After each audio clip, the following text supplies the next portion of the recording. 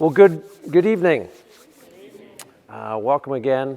I was asking the ladies as we came in. I hope that you're kind of getting something out of this. I'm enjoying this immensely from my perspective, from what I'm learning about this, about really going into seeing it through Peter's eyes, especially during this time of Lent and coming into Easter.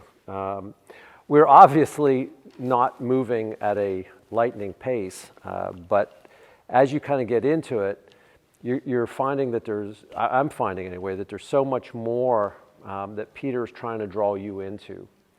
And I'll be honest with you, I was really just all week just really excited about this evening because I do believe, and I'm hoping that as we kind of get into this session tonight, which is finishing off chapter 6 and into chapter 7, you're going to see some stories that are very hard to kind of grab a hold of. But when you kind of peel away the onion, right, you peel it down, you're seeing so much more. And I'm hoping our goal is not only that you understand the historical significance of these events, but you see how Peter is inviting you to see it from his perspective. And we understand Peter's role as, Peter was the bold, brash one that's jumped in and yet didn't really understand, right?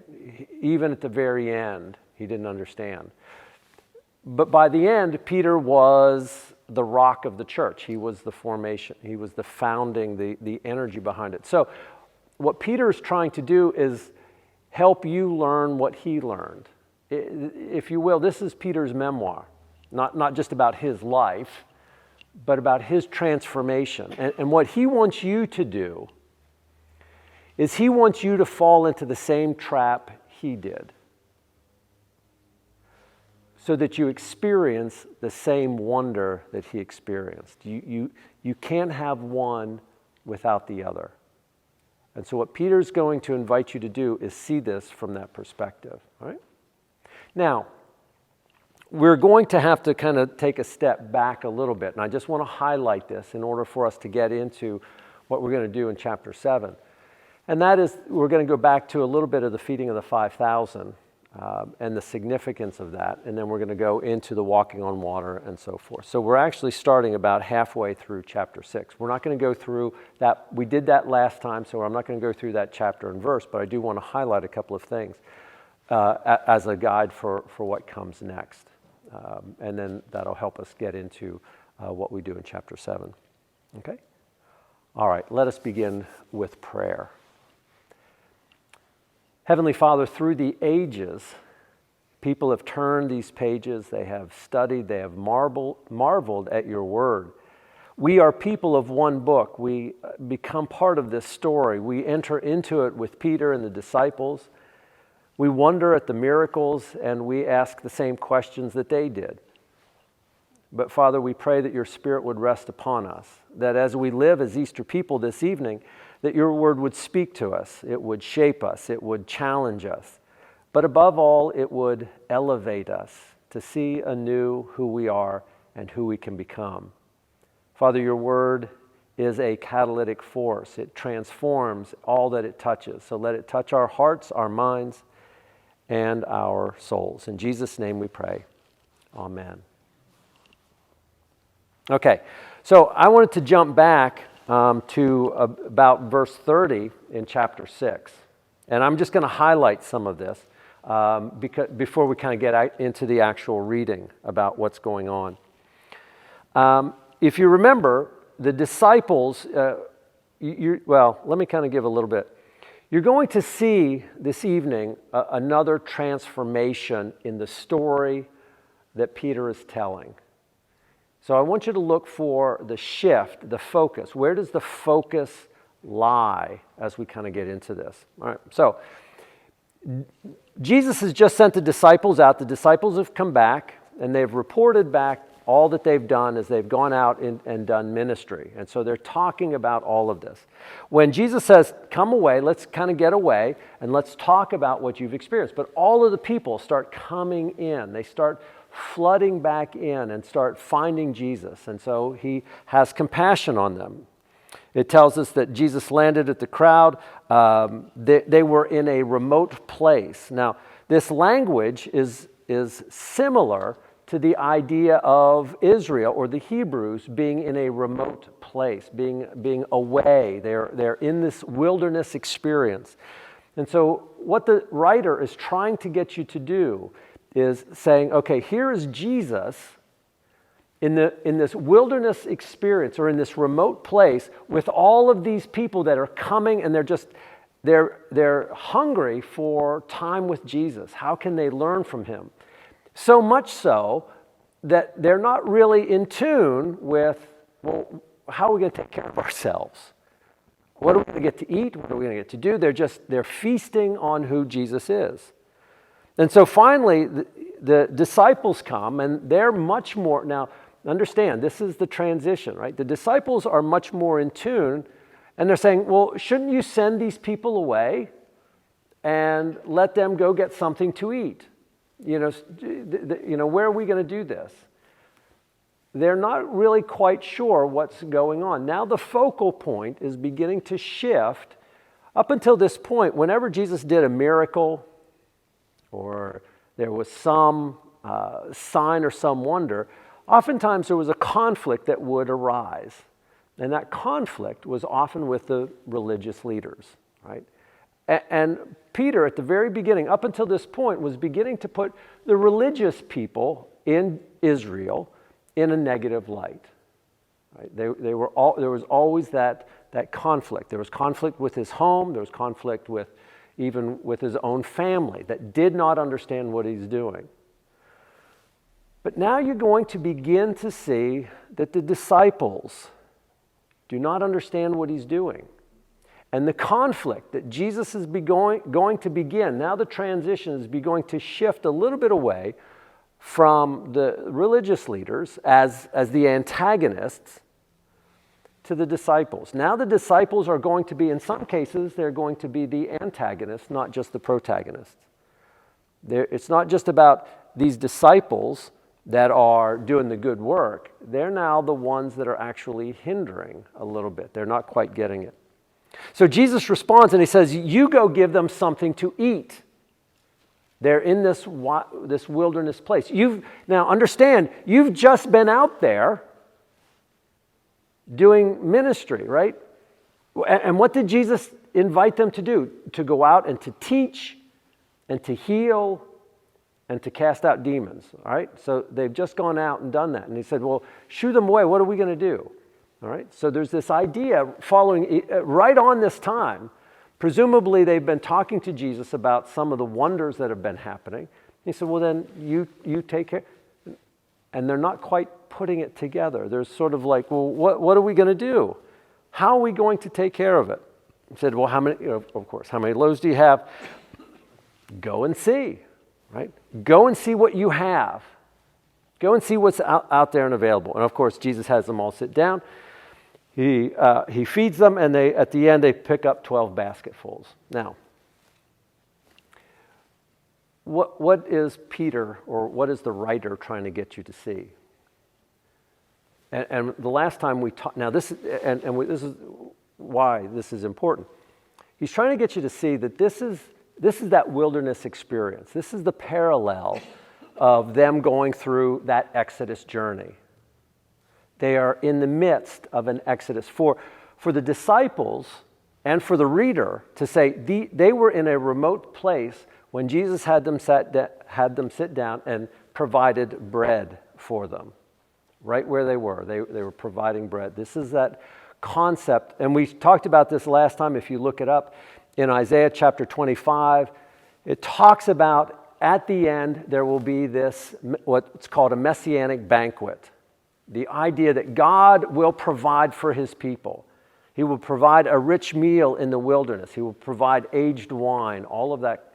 So there's this idea of, in our time of hunger and need, Jesus in the wilderness provides all that they need. Right? So we see this time in their time of desperation, Jesus has them sit down. And not only does he provide, but he provides abundantly. It's overflowing, right? It is abundant. Now, the interesting thing, right, is the writer doesn't say, well, what do you think they did with the crumbs, right? Well, he's talking about, it's not just that Jesus provided for them, he provided abundantly for them. It was overwhelming, it was overflowing.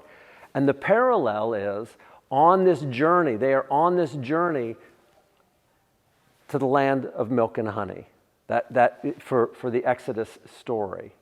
And Jesus is providing abundant, more than they can handle.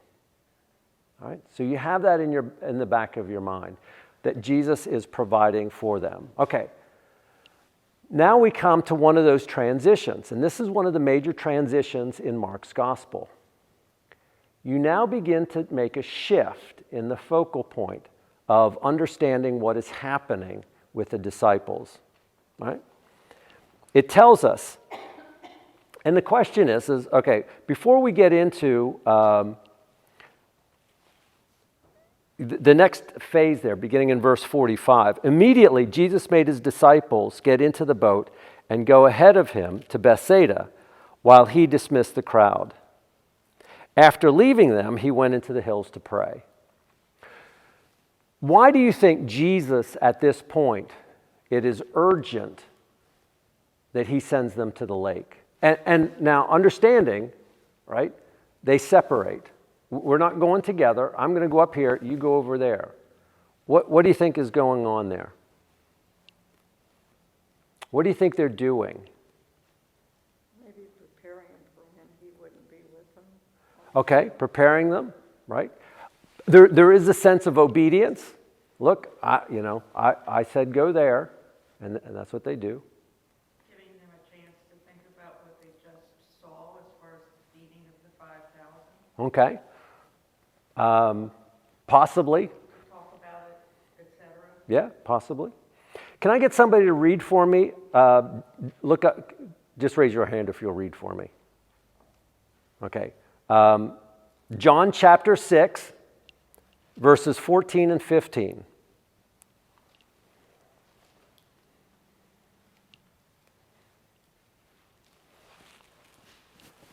John chapter 6, verse 14 and 15. After the people saw the miraculous sign that Jesus did, they began to say, surely this is the prophet who is coming into the world. Jesus, knowing that they intended to come and make him king by force, withdrew again to the mountain by himself. Okay. So what's the concern here? It's not his time. It's not his time?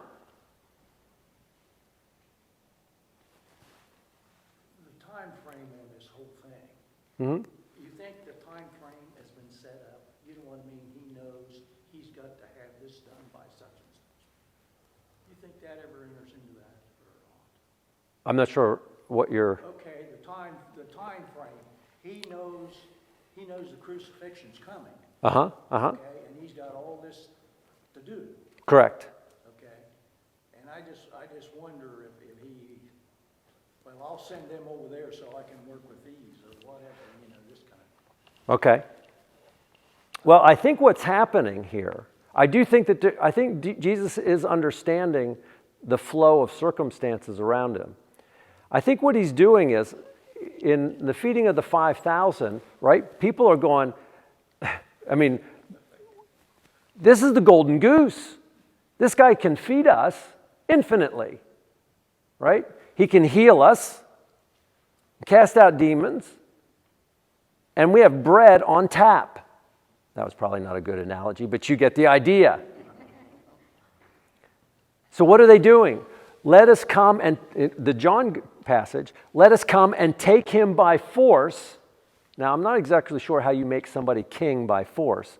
We're going to make him king by force. And what Jesus is trying to do is he's trying to diffuse the situation, right?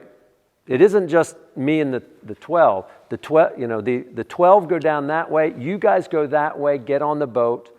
I'm going to stay here, diffuse this, and I'm going to go up on the mountain by myself. This is part of what the gospel writers are trying to get you to do is saying the energy is beginning to get pretty tense. They are now coming to say, we're going to take you by force and make you do what you're not ready to do, right?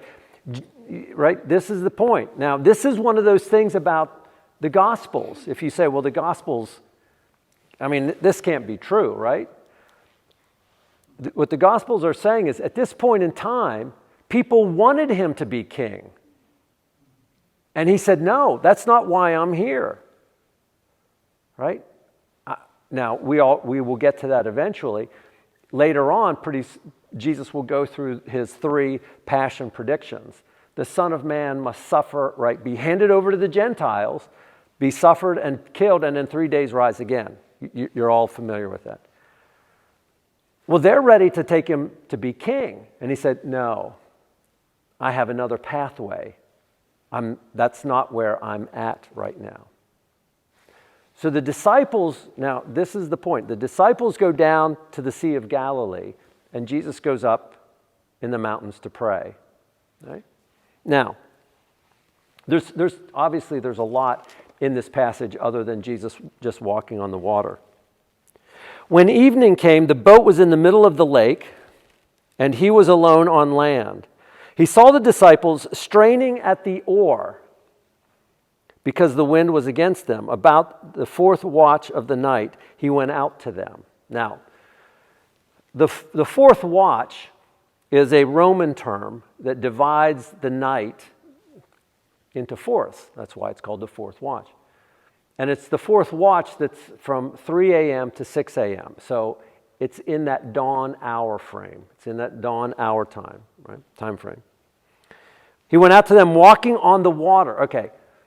Now, that is a miracle in and of itself. But what do you make of the phrase, he was about to pass by them, but when they saw them walking on the water, they thought he was a ghost. Now, you can always have these pictures as an artist, right?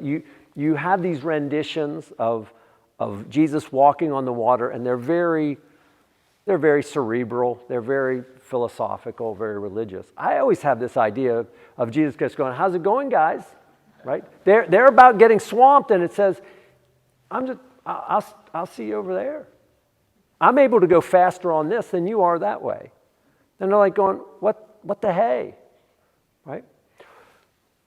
There's got to be more going on here.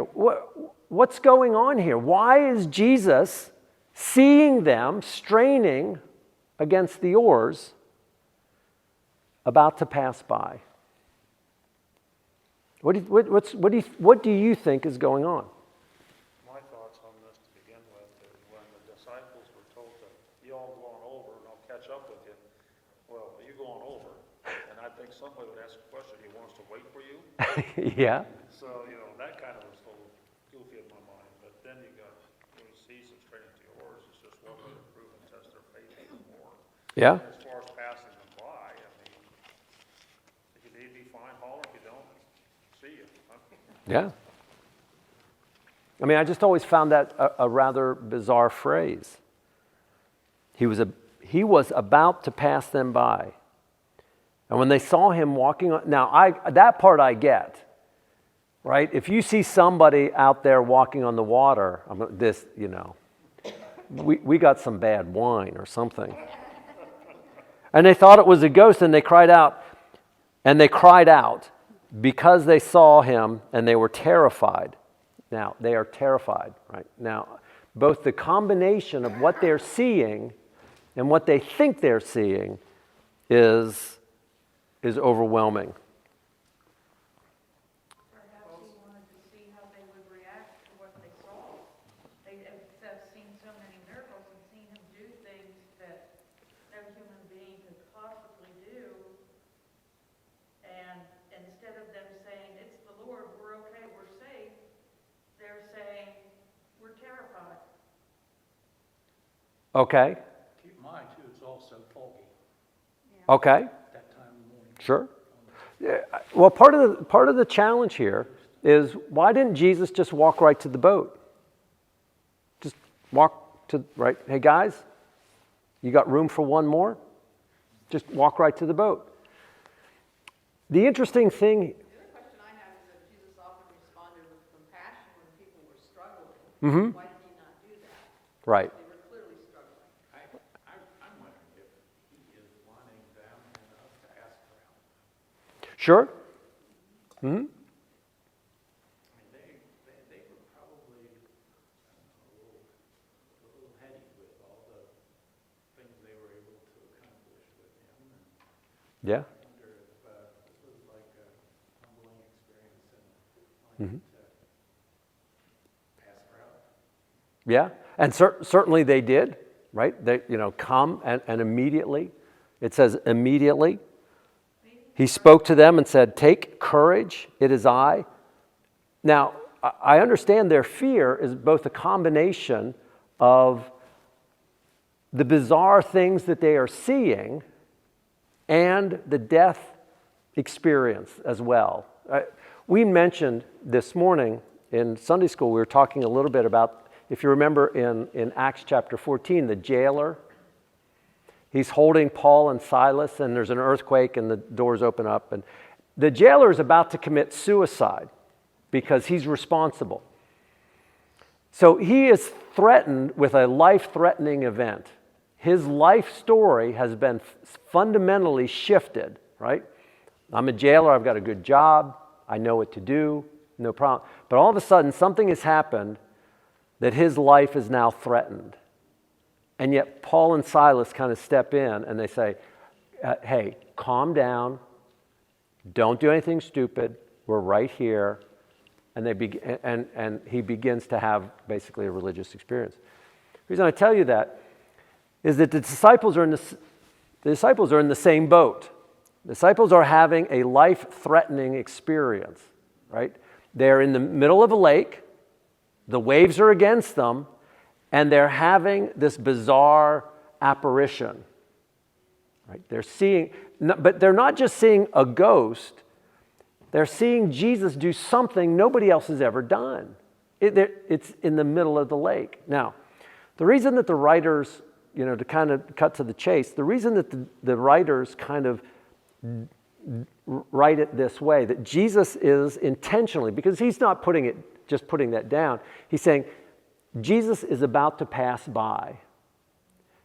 Now, for a good Jew that understands Torah, that understands verbatim those words, every time that you encounter the presence, the holiness of God, whenever Moses, is speaking with God and he asks God for one thing, what does he ask God for?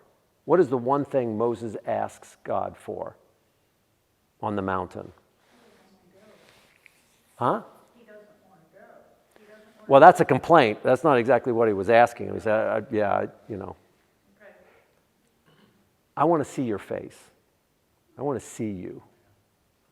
And what does God say? Can't see his face. You can't see me. So here's what I'm going to do.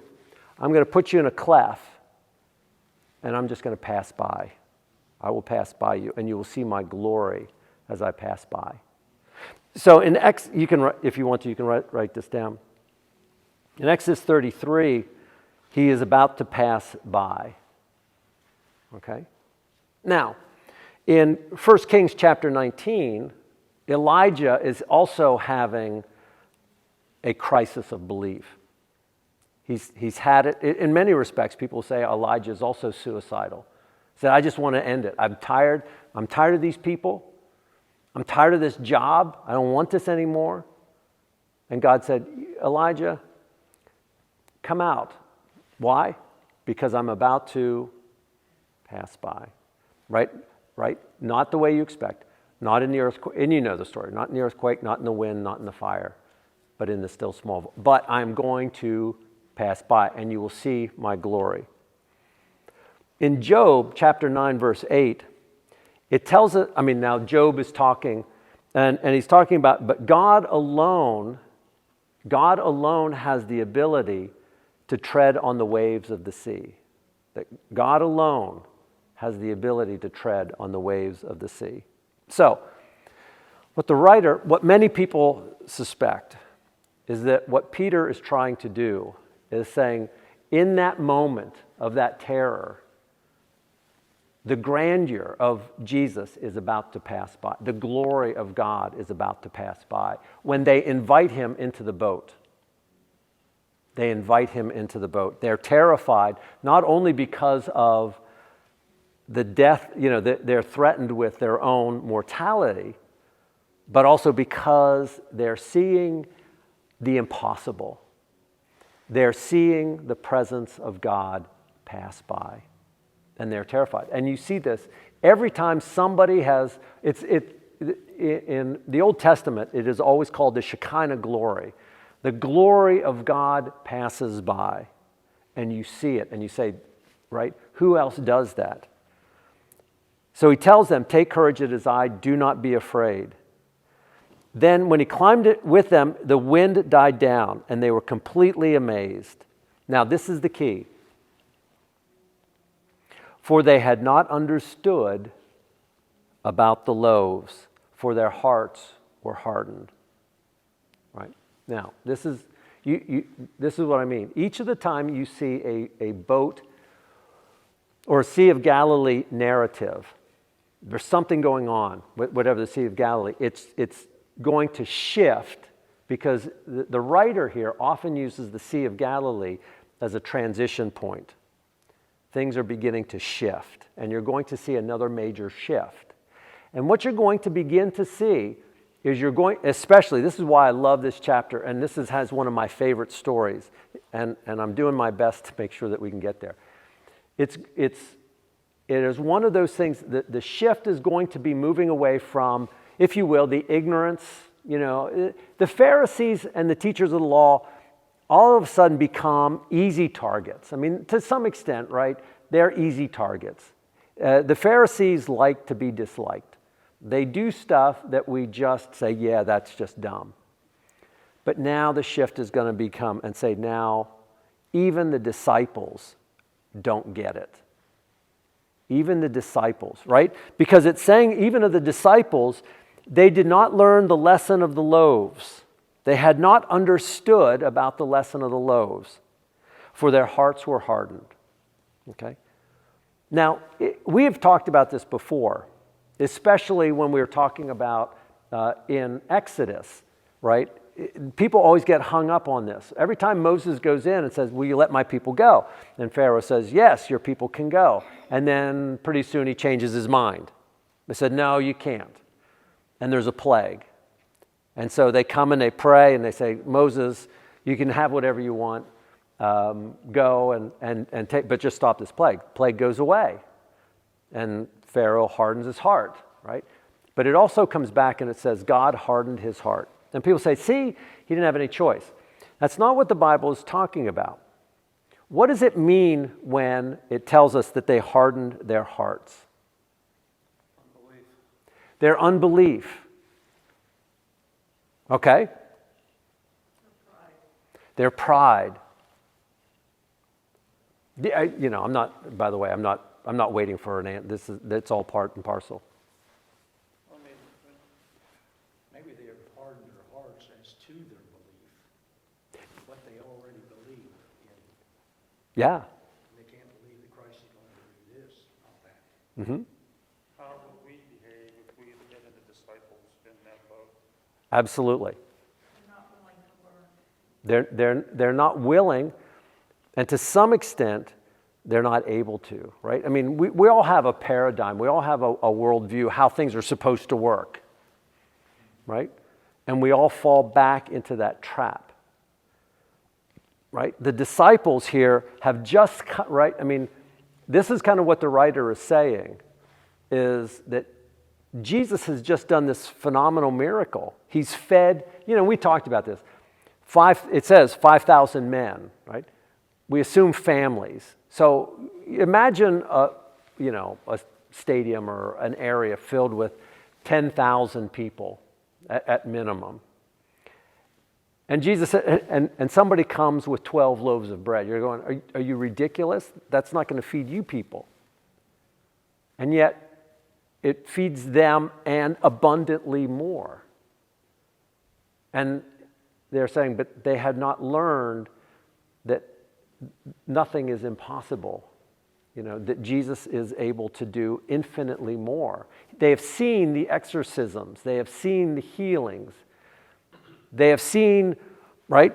Some of the disciples have seen Jairus' daughter raised from the dead. And yet they're amazed. Now, again, it's that glory of God that is about to pass by. They have not learned the lesson of the loaves. Now, what the writer also wants to do is put that into your lap, into the reader's lap. Have you learned the lesson of the loaves? Or are you still being controlled, right? They're not able to because they're hardened into that position. They have done this so often that they cannot understand, they cannot explain what Jesus is doing.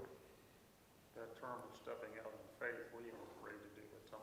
Oh, absolutely. And that parallels into that, in my opinion. That's exactly. We've fallen into that trap. And a lot of times we've fallen into the trap of our history, right?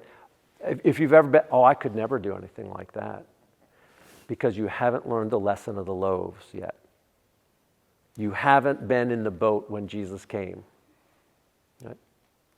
Now, at different points in this time, when Jesus gets in, by the way, oftentimes you can do word studies. What is the word? This is why this is so rich. And unfortunately, we're kind of at a little bit of a disadvantage because we're reading this in English and, not the original language. And not that we could, but I mean, if we could, that would be great. Jesus here is saying, take courage. Now, we have it in our scripture, it is I, right? The word there that is actually used, this is why this is so rich, is ergo eimi. Take courage, for I am. It is the same word that is used in John chapter 8, verse 58. Before Abraham was, ergo eimi.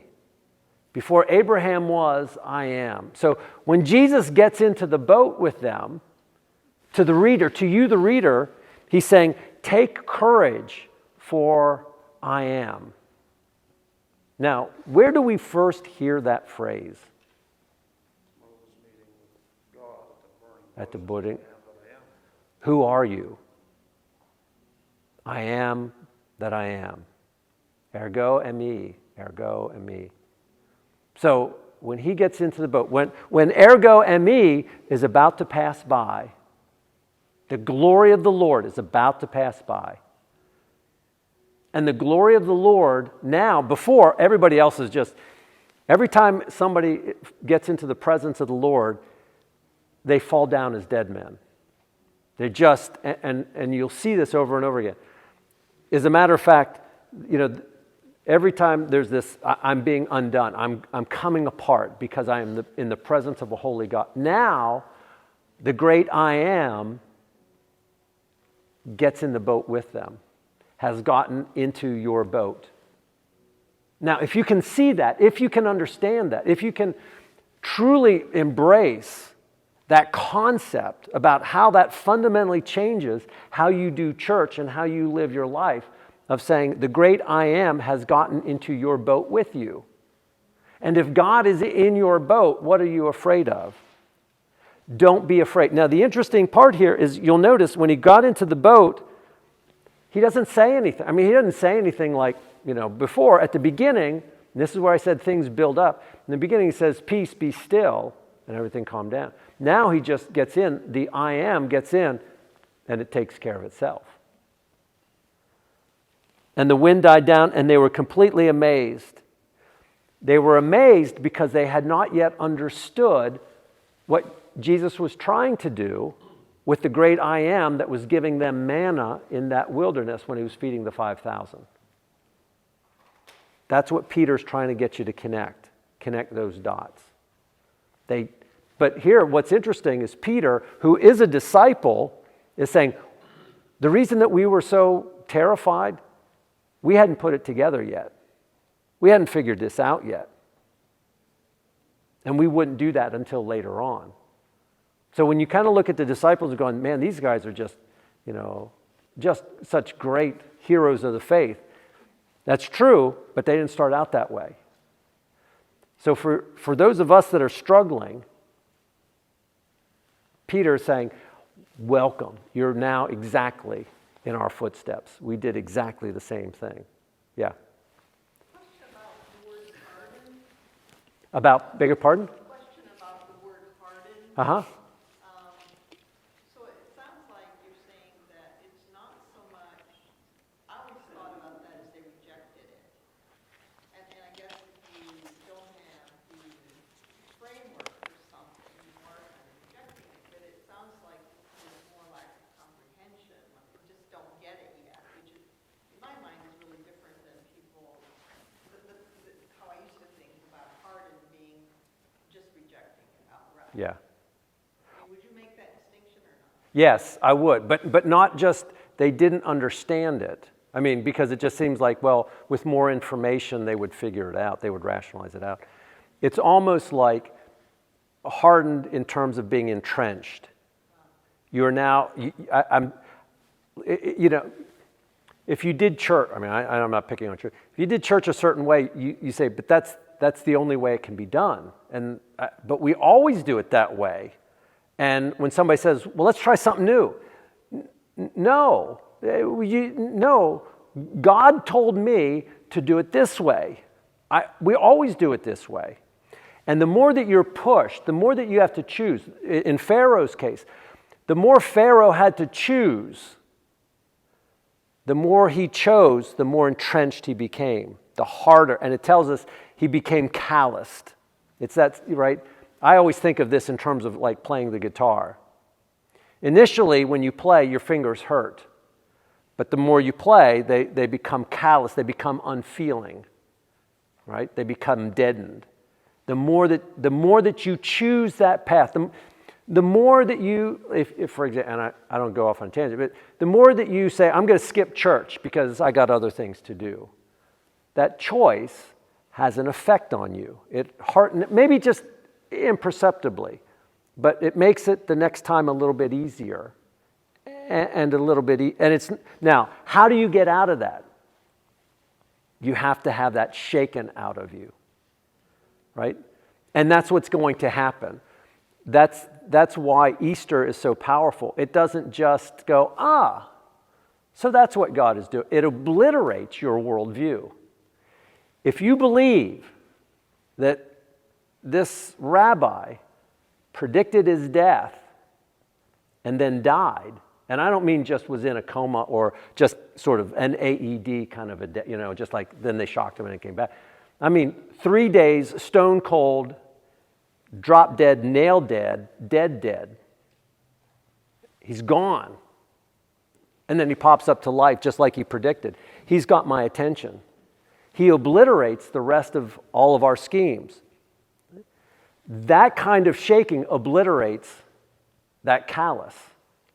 The disciples are hardened. They're going, we don't get this. We've always been told all of our life, this is what God is like. And so I don't have the framework. I don't have the mental capacity to imagine this guy walking on the water. It doesn't make sense to me. I can't put those two together. And that's what Jesus is trying to do. So why does Jesus come back and say, look, I know I did a miracle, but don't tell anybody? Because what you're going to tell them is probably wrong, because you don't have all the information yet. That's the messianic secrecy that he's talking about. And what Peter here is doing is saying, we didn't get it. We didn't quite understand, even at this point. But what my point here is that what I want you to see is now the tables are turning. And now we kind of go, oh, well, it's Jesus and the disciples against, and it's like, no, not even the disciples quite get it. And so now the focus is going to turn on them, right? Now they become sort of we expect the Pharisees to be kind of what they are. They are true to their nature. Now we want to focus on the disciples. We want to focus on you. as disciples? How well, and the question then is, how well do you get it? Okay? Now, okay, we got to pick it up here, folks. Now, when they had crossed over, now this is a summary. There are 3 summary pages. There are 3 summaries that are happening in the Gospels. The first summary, if you want to write this down, that's up to you. You'll find these different sections. At the end of every transition, there are 3 different summaries. The first one occurs in chapter 1 verses, well, let's read these real quick. Who can read for me first? Who can read for me? Raise your hand if you know how to read. All right, Linda can read, Peggy can read, and Jeff. Peggy, read verses, Peggy, chapter 1, 32 and 34, through 34. Yeah, well, you can read any chapter, verses 1, but Mark would probably be the best one to go with. Linda, chapter 3, verses 7 to 11. And Jeff, chapter 6, verses 53 to 56. These are summaries of what we've just kind of gone through.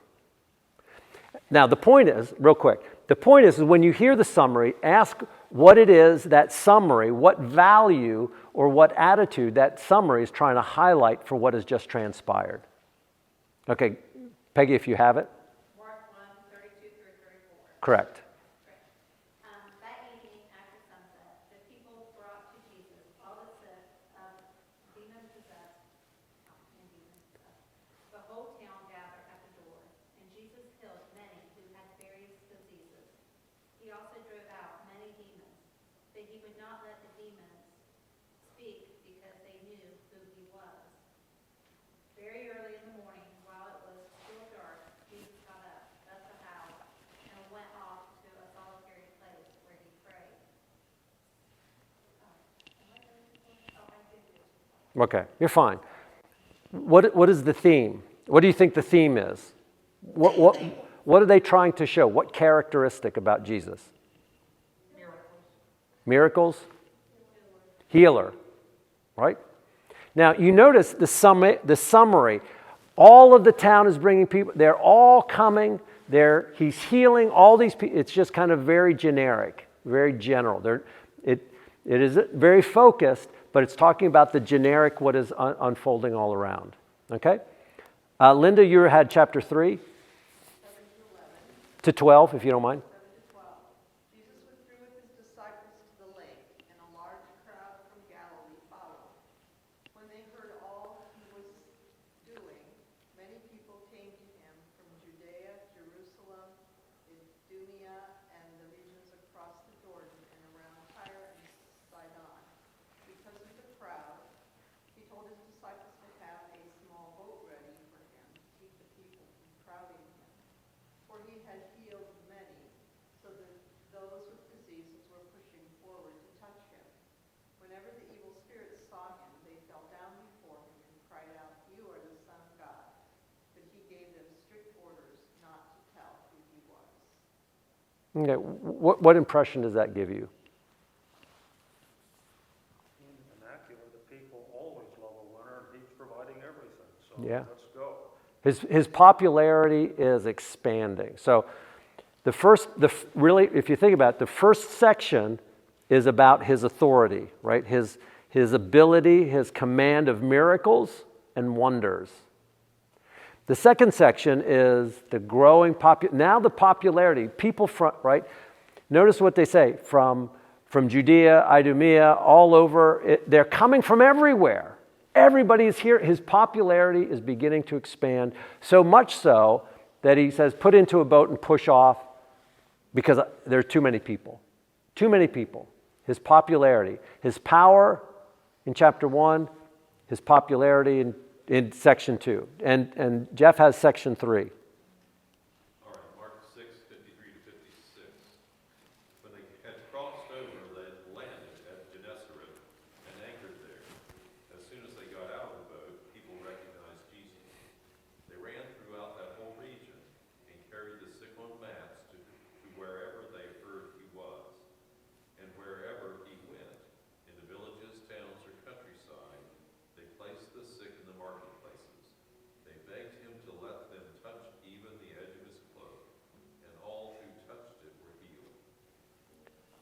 What do you think? And that's a Gentile region, so the popularity, like you said, is going. Beg your pardon? That's a Gentile region, so the popularity is on both sides, I mean, Jews and Gentiles. Well, the other part of this is that you're right. He is in a Gentile area. And so now, who are we writing? For the Jews, and it's kind of like all of a sudden the mission is expanding. It is much larger, right?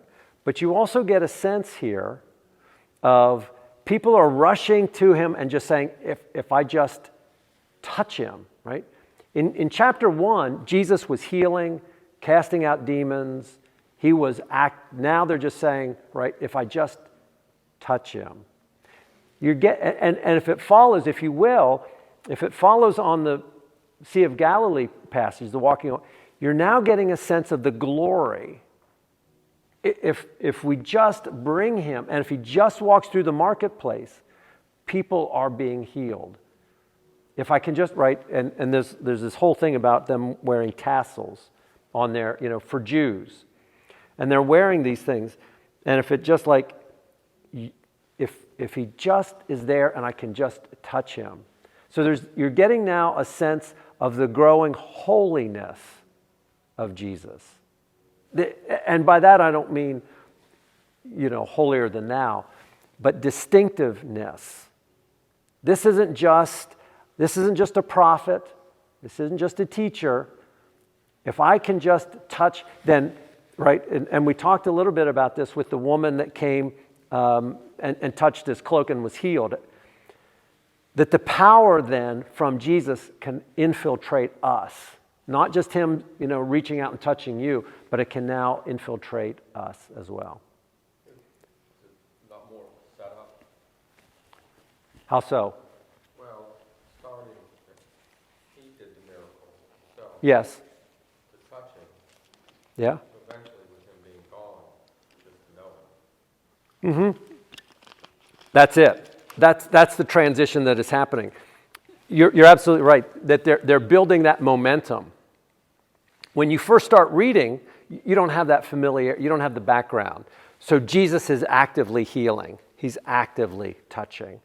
He's actually casting out demons. In the next section, it's the popularity. He's now rising up, but now it's beginning to go to, that's what I mean, is every time it's a higher level. And now there's a distinctiveness. It isn't just a medicine, but now he will infiltrate you. Just become part of you and that healing. Not just for the sick, but now by just touching his cloak, it becomes part of the next phase. This is different. This is distinct. There's something different that is going on. Every time it takes it up to a higher notch. Okay? To a higher level.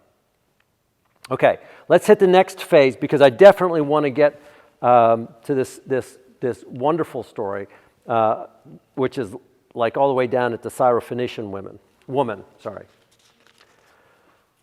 Okay, so as soon as Jesus is done, he kind of comes out, and again, he has this another time of this sense of purity. Now, this is a whole section about purity, but it is setting you up for what is about to unfold, right? Most of these stories are connected, and they're setting you up for the story that will come later. It's like, if you learn this, if you understand this, how well are you able to apply it? What's really going on, okay? Now, the Pharisees and some of the teachers of the law who had come from Jerusalem, so this is probably some kind of a group that was sent, right, to come and kind of confront Jesus as a rabbi. What are you doing? Gathered around Jesus and saw some of his disciples were eating food with unclean, that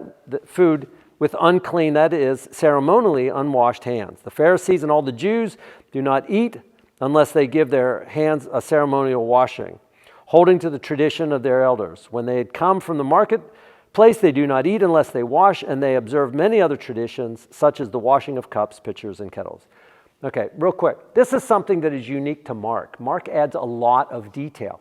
A lot of these details, this is why a lot of people think that Mark is one of the older Gospels, because he includes a lot of these details, which are probably not hugely relevant, and could be streamlined, but he includes these details.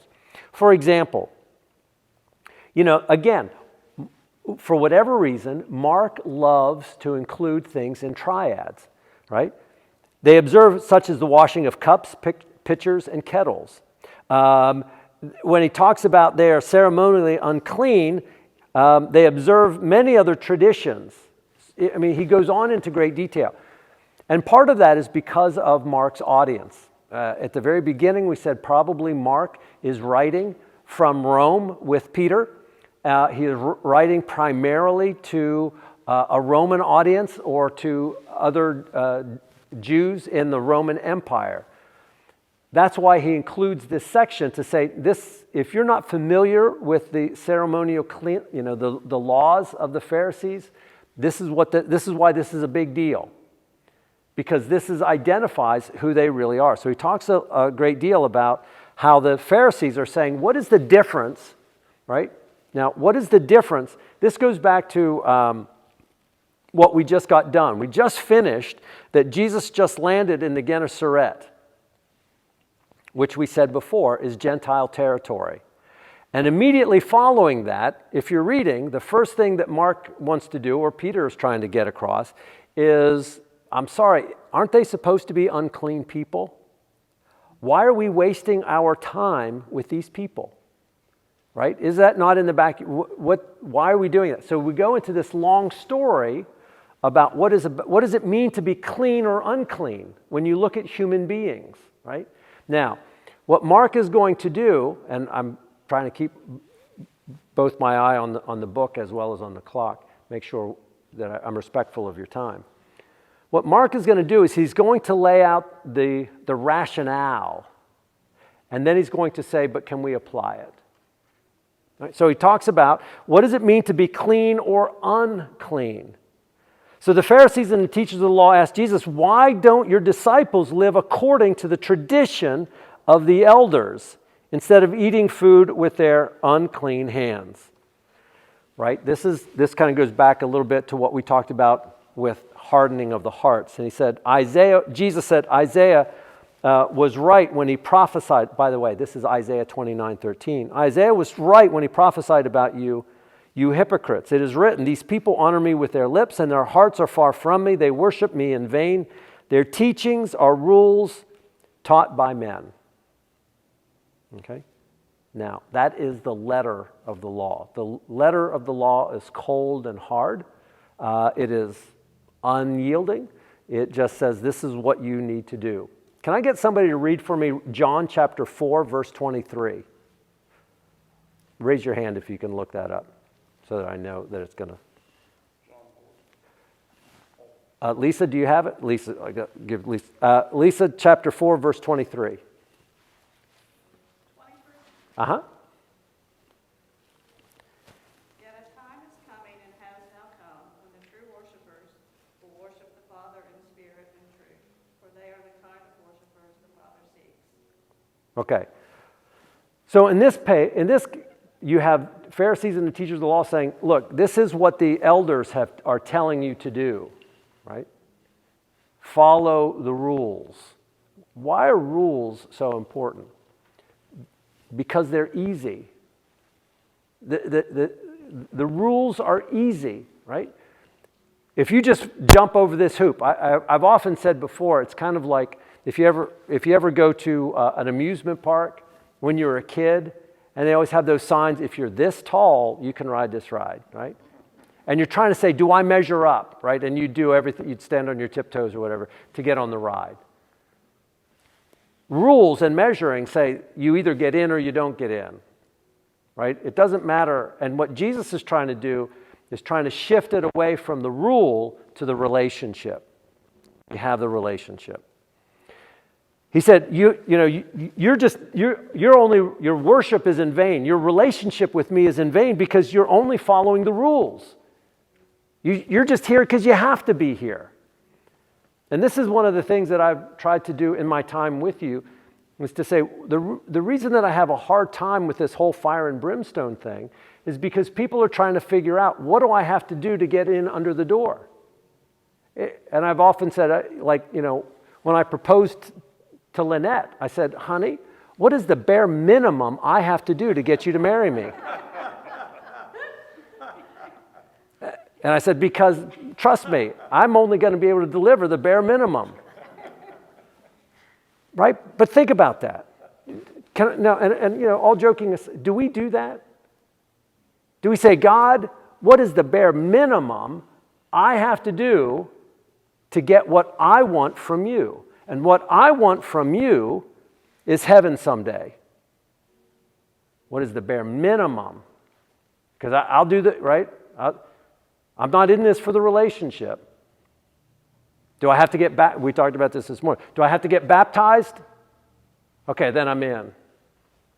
It's like, so you don't really, you just want what you can get from me, right? You're only holding on to the rules.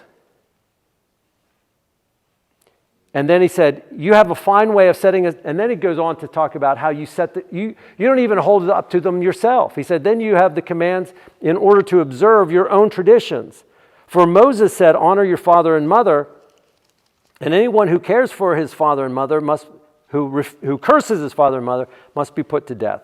But you say that if a man says to his father and his mother, whatever help you might otherwise have received from me is Corban, that is a gift devoted to God, then you no longer let him do anything for his father and mother. Thus you nullify the word of God for your tradition that you have handed down, and you do many other things like this.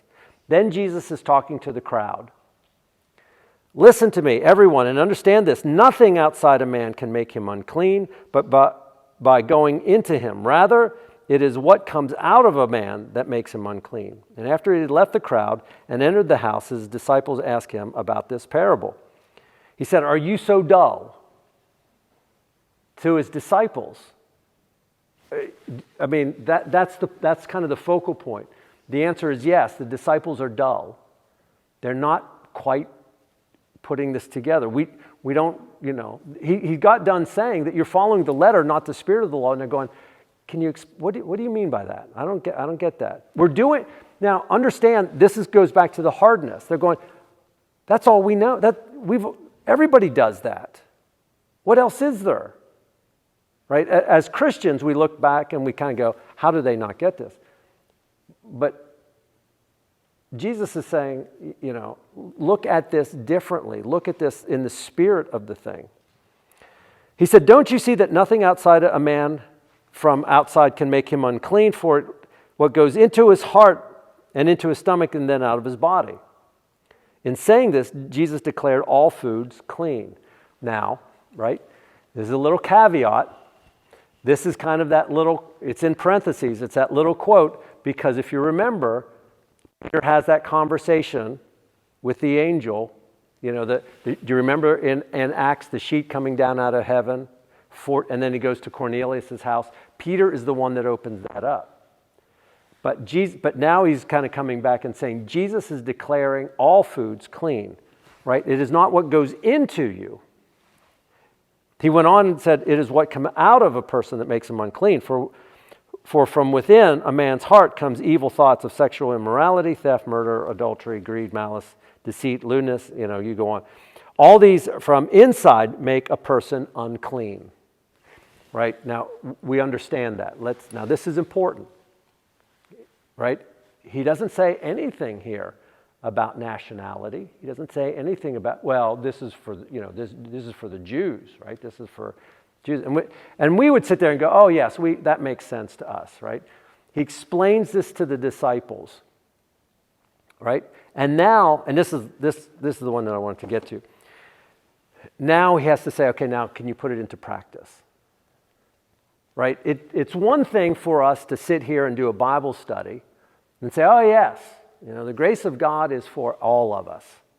And then to go home and, forget it and cuss out your coworkers or something like that. So let's look at this next story, because this is one of my favorites because of the way you have to tell it. So Jesus left that place and went to the vicinity of Tyre. Now, Josephus tells us in his history book that Tyre is, at the time, is one of the worst enemies of Israel. People hated the people in Tyre. So he entered a house and did not want anyone to know it, yet he could not keep his presence secret. In fact, as soon as she, again, she's not given a name, as soon as she heard about him, a woman whose little girl was possessed by an evil spirit came and fell at Jesus' feet. Okay, so now you have two things that are going on here. Or actually, you have three things that are going on here. First of all, she is Greek, and it'll tell us here in a little bit that she's Greek, born in Syrian Phoenicia. It's called the Syrophoenician woman.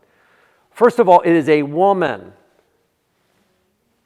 You know, I don't want to put too fine a point on it, but she should not be around male rabbis.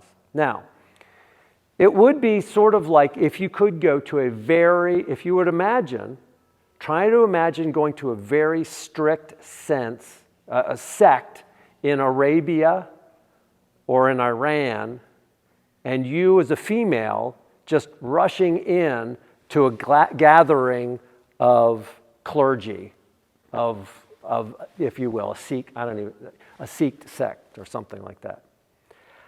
Probably not a good idea.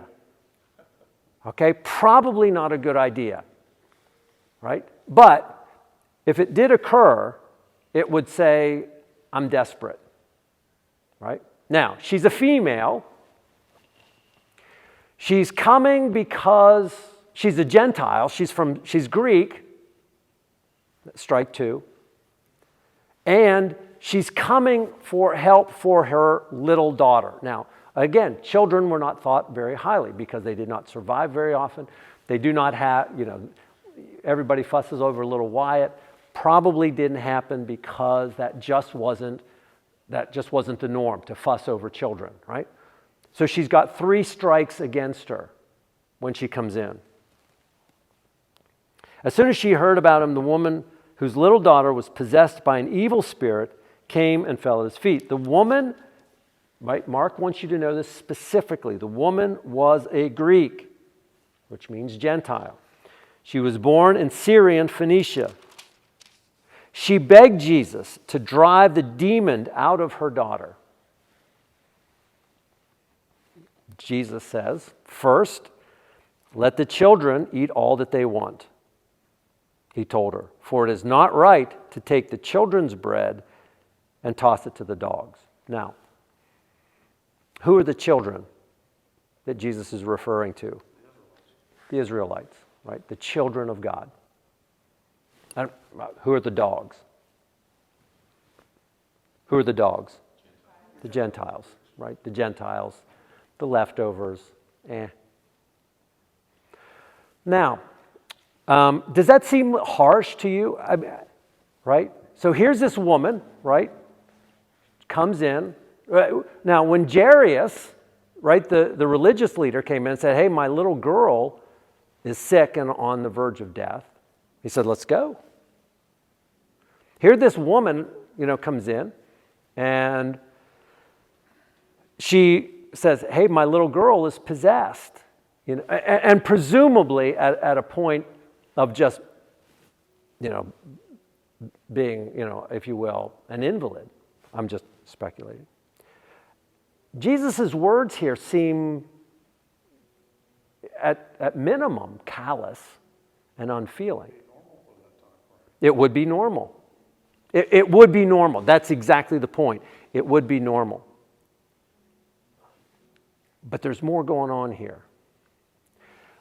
Let's kind of back up. Jesus has just gone through, right, and said, right, we've just had this encounter. We've just had this encounter in the Gerasenes. We've had this whole thing about the Pharisees saying, right, this is clean and this is unclean. These are the in people. These are the out people. Jesus said, no, think of this differently. You've got to think of this differently. All right, so now we come to the Syrophoenician woman, and she's coming, and she said, can you help my little girl? And Jesus said, well, it's not right to take the children's. Now, time is late. Let me cut to the chase. Oftentimes this story, that what makes this so powerful is, who is Jesus speaking to? To the apostles. This is the words that probably they would have, like you're saying, this is common for the time. So it would be, imagine for a moment that you are all the disciples. You're the good Jews, right? And you're probably wondering what in the world you're doing in Gentile territory. When the Syrophoenician woman comes in and she's begging, can you help me?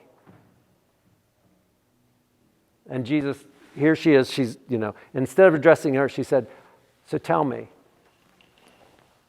is it right to take the children's bread and give it to the dogs? What do you think? That's what's in your heart, isn't it? You're the children and she's the dog. What do you think? And of course, now all of a sudden, this whole thing about clean and unclean, that becomes real. Now it doesn't become philosophical. This isn't just good theology.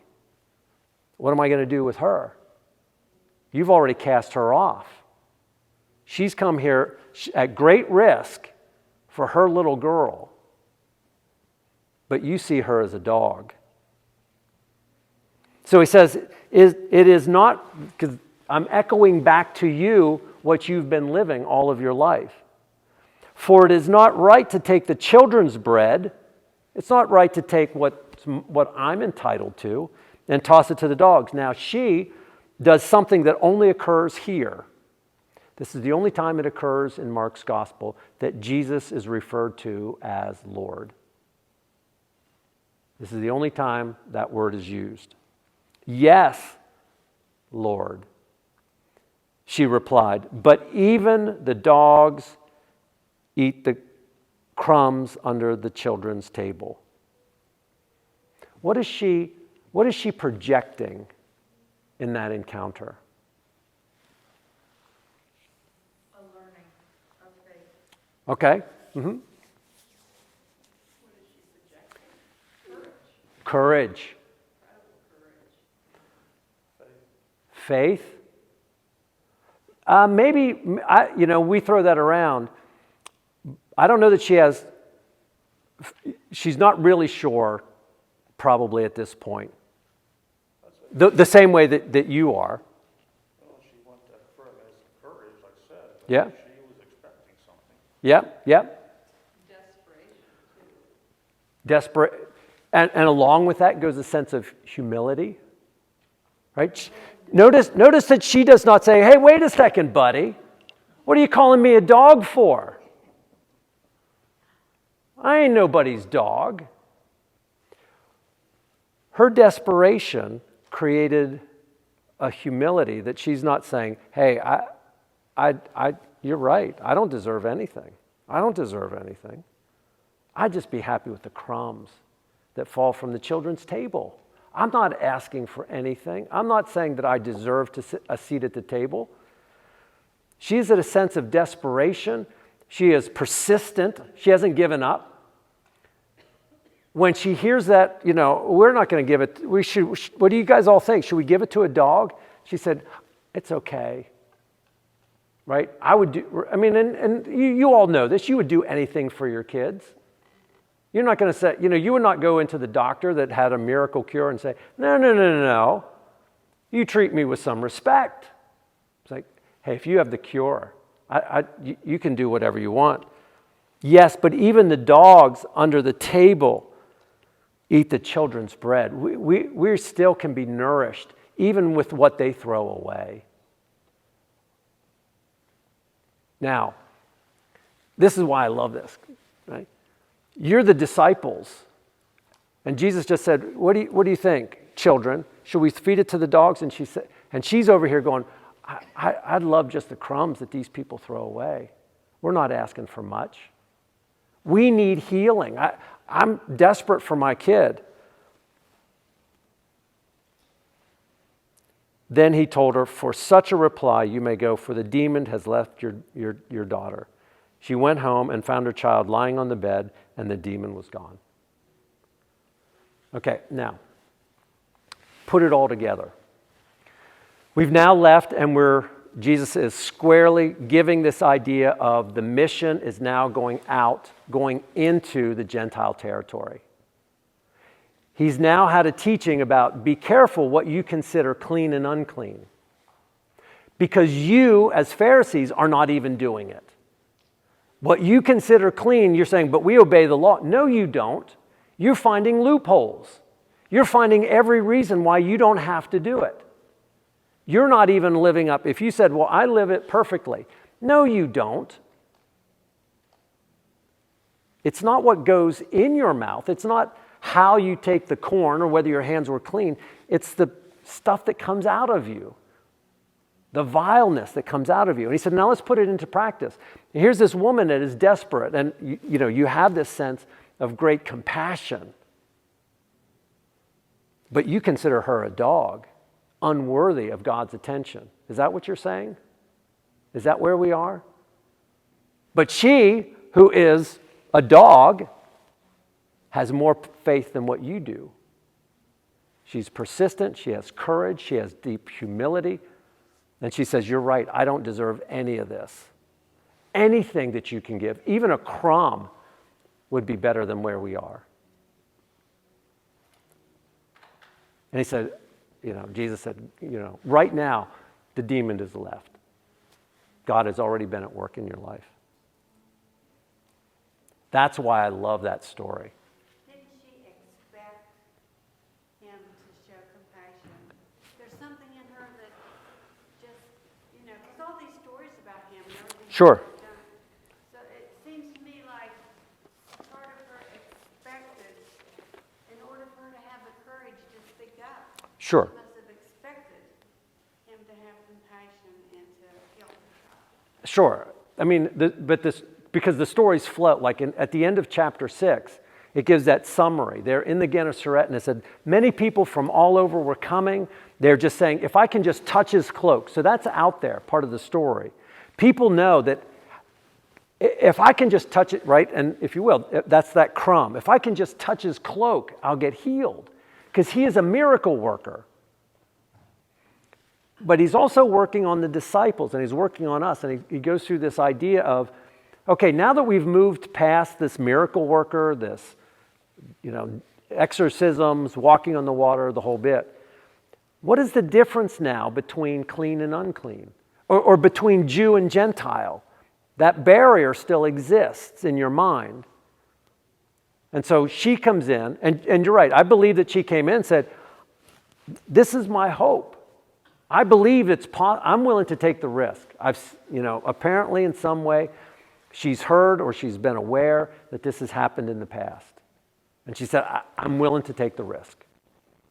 And so she comes in, and Jesus says, well, I don't know. I don't know that I can help you because what do you think? She's a dog. And her response is like, not only but to the reader, and she goes, wow, that's okay, right? I would do anything for my little girl.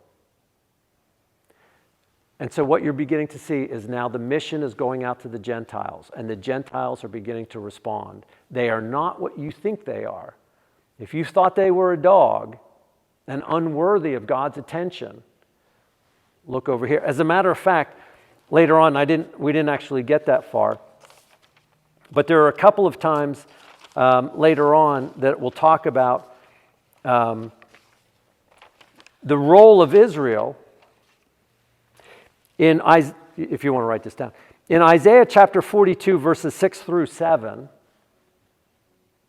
and in Isaiah 49, verse 6, Israel's purpose